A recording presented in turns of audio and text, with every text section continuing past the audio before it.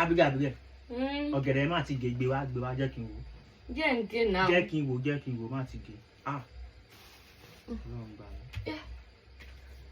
Ó rí ni. Mo rí èlé tó kù ńkọ́. Èlé o. Ṣé kan tó rà ní 12,100 lélẹ̀? Rárá o. Ló wá ṣe èló ló rà? Tó ìwà yìí. 12,550 mo rà. Mo ti rò pé o fẹ́ sọ lesser amount ni. Irọ́ lọ́jì. Bẹ́ẹ̀ sì máa gbọ́rọ̀. But mo rí àlá 12,100 naira. Àlá 12,000 naira. Mo fowó kùn. Ó bá dàbí pé lórí kinní kan. Ǹjẹ́ mo wọ́ ọwọ́ mi jẹ.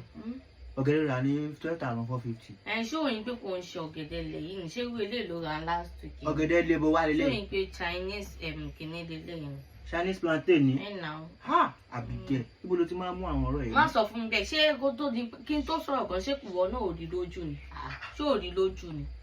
Àwọn bẹ́ẹ̀ fresh ṣó rí ni. So China náà ti ra plantain wá rà. Now. Jọ kí ni ìyàtọ̀ plantain àti ilé ìta rẹ̀? Plantain. Múnúkún ni. Múnúkún. Méjì báyìí. Tàbá sí. Tàbá dín gbà jẹ. Wàláì tílé ọ̀la máa fi mọ́. Ọ̀sán ọ̀la. Òun lè bí máa tún máa pa wá. Ó tún pè wàláì Abigail lórí irọ́ ó tún parọ́. Ṣé mo fẹ́ máa parọ́ fún ẹ̀yin tó ṣe wàyí omi ló jẹ? Jẹ́ ká jẹ tán, àpò máa máa mú mi ni. À ń ṣe inú ẹ̀ mọ́ wa. Abigail mi ò bìlífù ẹ̀. Ṣé òun wá ẹ̀mí tó bá jẹ́. Báwo máa ṣe máa wá ẹ̀mí? Gbogbo ẹ̀ rere. Gbogbo ẹ̀ ní sẹ́ àṣé mo fẹ́ tọ́jú ọ̀gẹ̀dẹ̀ ni. Àwọn lágbára Mo báyìí. kọ́ ó ti sùn bóyá ìwọ ni wàá lọ máa rà ń sìn torí mo ò rojọ́. Bẹ́tà bóyá màá lọ máa ra fúnra mi. Àjẹlé lọ Chinese restaurant ń sìn. Kò ní ká bẹ́ẹ̀. Torí pé mi mo ṣé kí ni o. Mo ti gbọ́ lọ́dín. Èwo ni lọ́dín?